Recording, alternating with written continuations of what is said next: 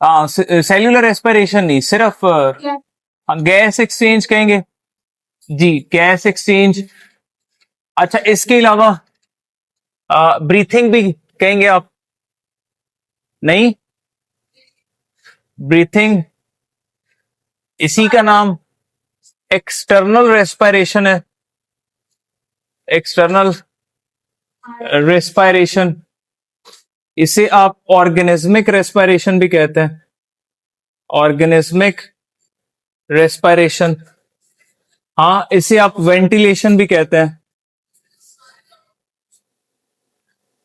Ventilation, ठीक है।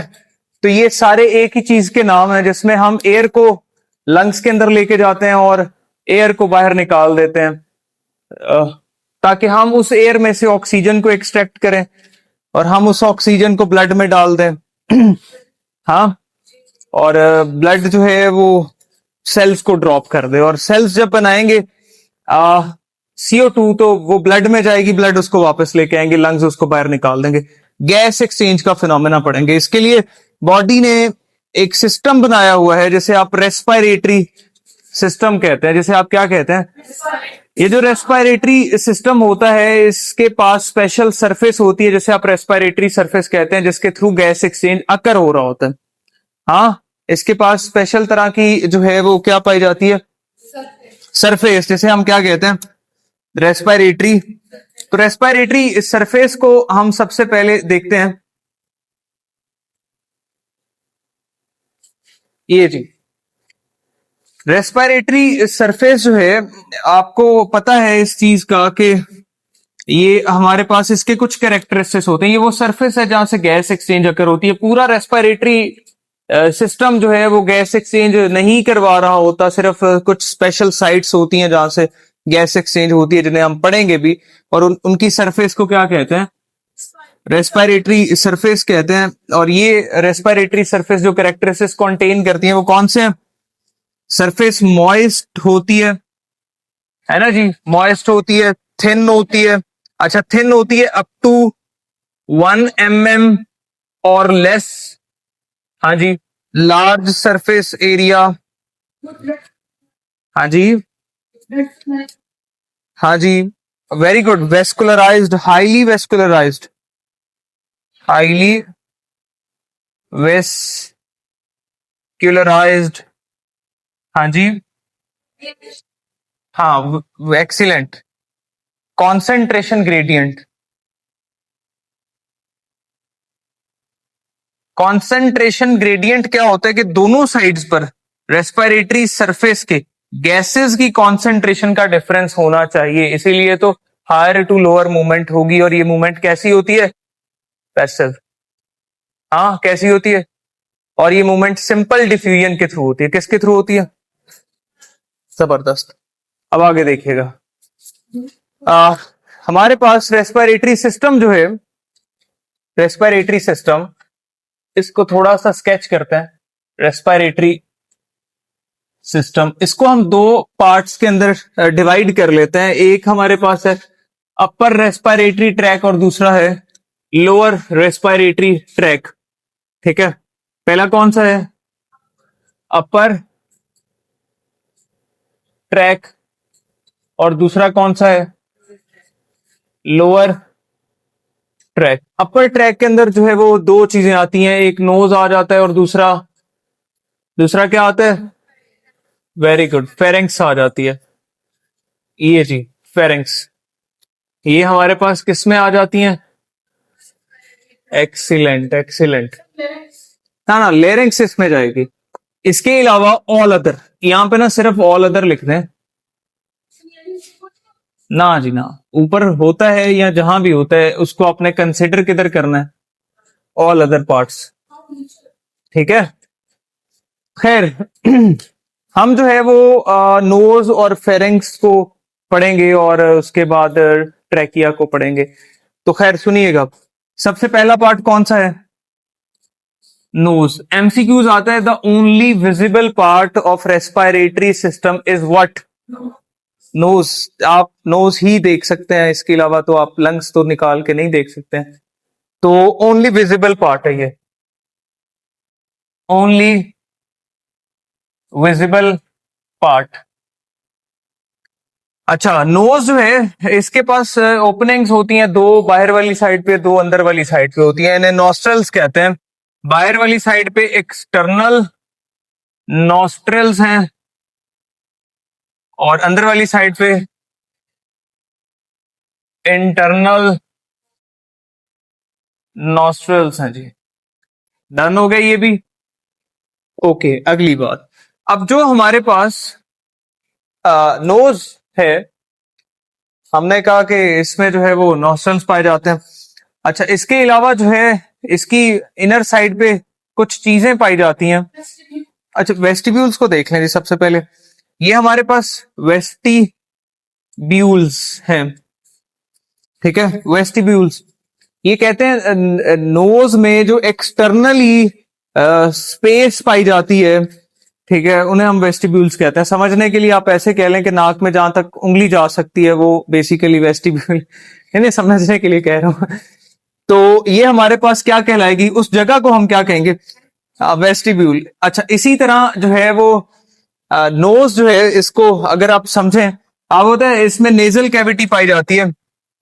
Nasal cavity divide करती है किसके through, divided by nasal septum. कितनी कैविटीज के अंदर, हाँ, तो अब नेजल कैविटीज फाइनली कितनी हो जाएंगी, दो हो जाएंगी। नहीं नहीं, आगे पढ़ेंगे, आगे पढ़ेंगे, अभी नहीं, अभी ये बहुत प्री अर्ली हो जाएगा, प्री मैच्योर हो जाएगा, ट्रैक में जाके पढ़ेंगे इसको, ठीक है। ओके, तो ये हमारे पास नेजल कैविटीज हो गई दो। अच्छा, अब आप जब बात करते हैं कि हमारे पास नेजल कैविटी, एक बुक ने लाइन लिखी हुई है, फेडरल की बुक ने, उसमें लिखा हुआ है कि nasal, each nasal cavity has 3 पैसेजवेज। हाँ, ईच हैज 3 पैसेज वेज। कितने पैसेज वेज होते हैं, 3। तो दोनों नेजल कैविटीज में मिला के कुल कितने हो जाएंगे, 6। हाँ, ये पैसेज वेज आपको नजर नहीं आ रहे होते हैं, ये बैक साइड पे बोन्स होती हैं, ठीक है, वो प्रोजेक्शंस बना रही होती हैं और उनकी वजह से बेसिकली जो है वो पैसेज वेज बन रहे होते हैं। तो खैर आगे देखिएगा। इसके अलावा आपको पता है कि नेजल कैविटी जो है, इसकी इनर लाइनिंग जो है वो कौन कर रहा होता है, यहां पर जो है वो ब्लड वेजल्स पाई जाती हैं, ब्लड कैपिलरीज पाई जाती हैं। इसके अलावा म्यूकस पाया जाता है। इसके अलावा सीलिया प्लस हेयर्स पाए जाते हैं। ठीक हो गया जी। अब जो हमारे पास ब्लड कैपिलरीज हैं, इनका क्या काम ठहरा, इनका काम होता है कि जो एयर अंदर जा रही है उस एयर को क्या कर दिया जाए, वार्म कर दिया जाए। उस एयर को क्या किया जाए, पॉइंट समझ आया कि कोई नहीं आया। अच्छा, ये हमारे पास जो है वो क्या करेगा, वार्म। म्यूकस का क्या काम है, मॉइस्चराइज कर देना।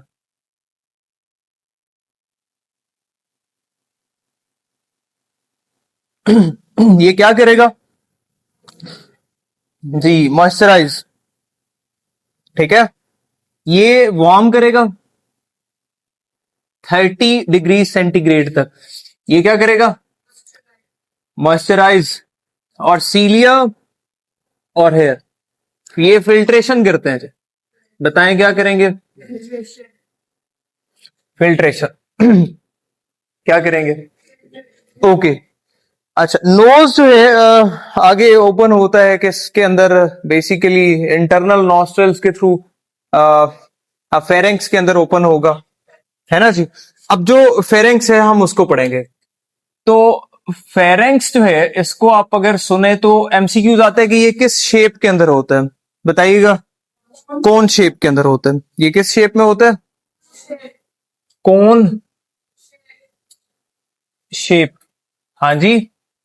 इसी तरह हमारे पास जो है फेरेंक्स, आपको पता है एयर प्लस फूड दोनों के लिए कॉमन पाथवे। एक जो है वो ऐसी एक्स्ट्रा बात ही है, आप याद रख लें क्योंकि पढ़ रहे हैं। तो एक्सेप्शन है ये बॉडी की, आपको पता है कैविटीज की वॉल्स में कौन से मसल्स होते हैं, लेकिन यहां पर स्केलेटल मसल्स होते हैं। एक्सेप्शनली ये कौन से मसल्स कंटेन करता है, स्केलेटल मसल कॉन्टेन करता है। जैसे हमारी टंग जो है वो कौन से मसल्स हैं? स्केलेटल मसल्स हैं।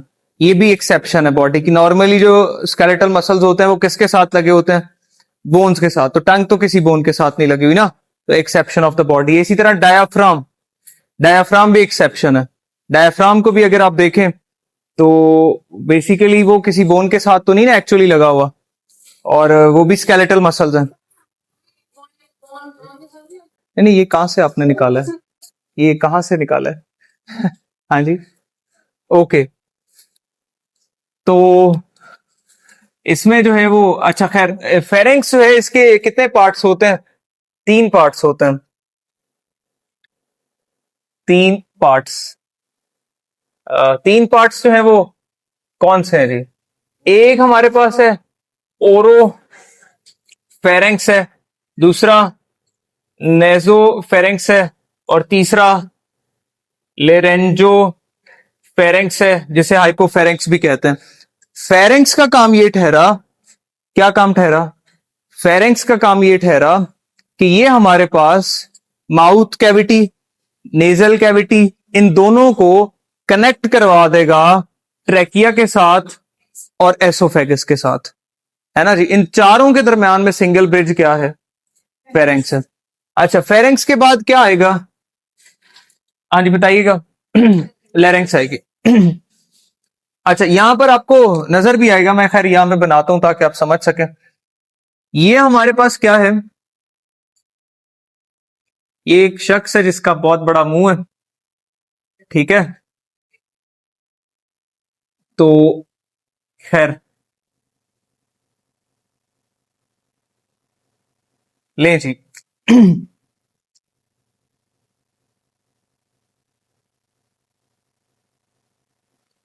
तो ये हमारे पास क्या है?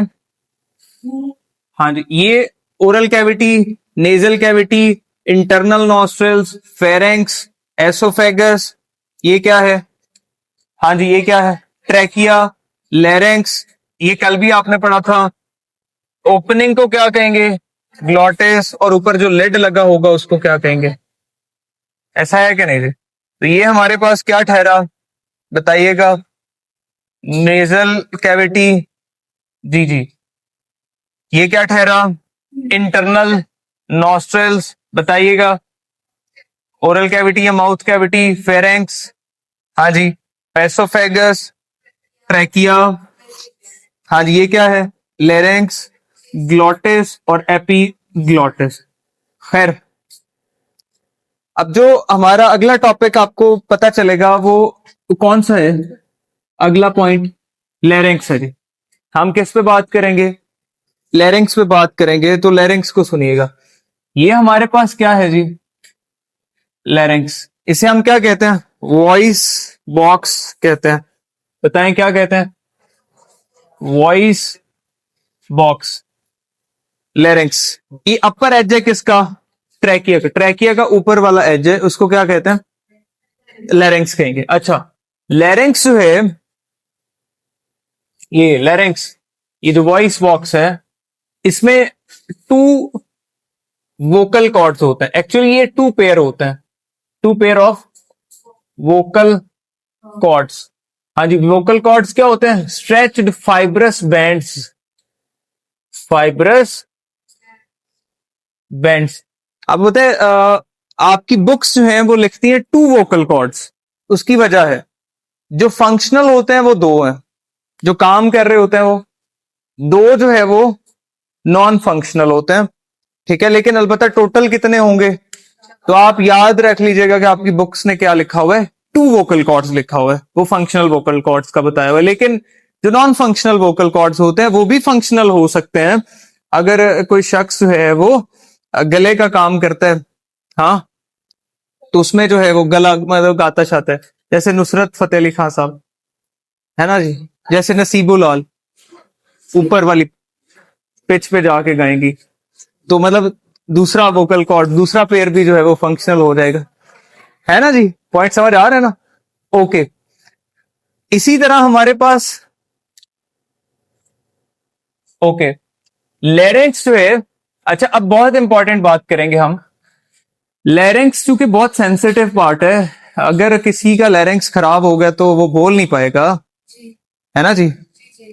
और बोलना बहुत बहुत बेसिक कैरेक्टर है, ठीक है। हर कैरेक्टर से पहले ये कैरेक्टर है, ऐसा है कि नहीं जी। मतलब आप इसकी वर्थ देख लें, वो सूरह रहमान में भी अल्लाह ताला ने फरमाया ना कि हमने जो है वो कलाम करना सिखाया आपको, तो ये इतना बड़ा कैरेक्टर है। अच्छा, इसीलिए हमारे पास जो है वो आ, यहां पर ये जो लैरिंक्स है इसके बाहर वाली साइड पर, किस साइड पर, इस साइड पर, बाहर वाली साइड पर, यानी इसके ऐसे इर्द गिर्द कार्टिलेज प्लेट्स होती हैं। कार्टिलेज प्लेट्स जो एक स्ट्रक्चर बनाती हैं, जिसे हम एक्सोस्केलेटन कहेंगे। तो इसके बाहर क्या पाया जाता है, exoskeleton of what, cartilage plates. इसके बाहर वाली ये जो कार्टिलेज प्लेट्स हैं, इनके बारे में पहले आप सुने। इनका जो टोटल नंबर होता है वो कितना होता है, 9। इसमें से जो 6 होती हैं वो पेयर्ड फॉर्म के अंदर रहती हैं, और 3 जो है वो अनपेयर्ड फॉर्म के अंदर रहती हैं, ठीक है। और ये जो स्ट्रक्चर बनाती हैं लैरिंक्स के बाहर, वो कैसा होता है, वो बेसिकली एक्सोस्केलेटन होता है। याद रख लें, ये कार्टिलेज प्लेट्स होती हैं 20 ईयर्स की एज तक, उसके बाद ये बोनी स्ट्रक्चर में जो है वो चेंज होना स्टार्ट हो जाती हैं। और इनकी जो आपस में अटैचमेंट होती है वो मेम्ब्रेन्स के थ्रू हो रही होती है, ठीक है। और इसी तरह जो है वो मसल्स के थ्रू जो है एक प्लेट दूसरी प्लेट के साथ जो है वो जुड़ रही होती है। अलबत्ता इंपॉर्टेंट बात यहां पर ये मेंशन की हुई है, जो मेंशन किया उसको देखिएगा। अच्छा, तो वो ये मेंशन की हुई है इंपॉर्टेंट बात, कि जो कार्टिलेज प्लेट्स बाहर पाई जाती हैं लैरिंक्स के, उनका एक जो है वो फ्रंट सेट होता है। फ्रंट सेट जो ये नजर भी आ रहा है आपको, ठीक है। हाँ, ये जो फ्रंट सेट है इसका, फ्रंट सेट, ये बेसिकली जो है वो क्या कहलाता है, इसे थायराइड कार्टिलेज कहते हैं। क्या कहते हैं, और ये जो थायराइड कार्टिलेज है, ये बात याद रख लें आप, ये जो थायराइड कार्टिलेज है यही क्या बना रहा होता है, एडम्स एप्पल। जो नहीं बना रहा होता, यही एडम्स एप्पल, ये यहाँ पे आपको नजर आएगा। हाँ हाँ, यहाँ पे बस जरा फीमेल बॉडी लेस मस्कुलर होती है, ठीक है। मेल बॉडी जरा मोर मस्कुलर होती है, मोर स्ट्रॉन्ग बॉडी होती है, टेस्टोस्टेरोन की हाई कॉन्सेंट्रेशन की वजह से, इसलिए थोड़ा डिफरेंस होता है। अच्छा खैर, रेड ब्लड सेल्स का भी डिफरेंस इसीलिए होता है क्योंकि टेस्टोस्टेरोन आरबीसीज की प्रोडक्शन में भी इन्वॉल्व है। ओके, लैरिंक्स के बाद आएगा क्या, ट्रैकिया। बताइएगा क्या आएगा, तो हम पढ़ेंगे किसको, जबरदस्त। तो ये हमारे पास है जी, बताइएगा क्या है,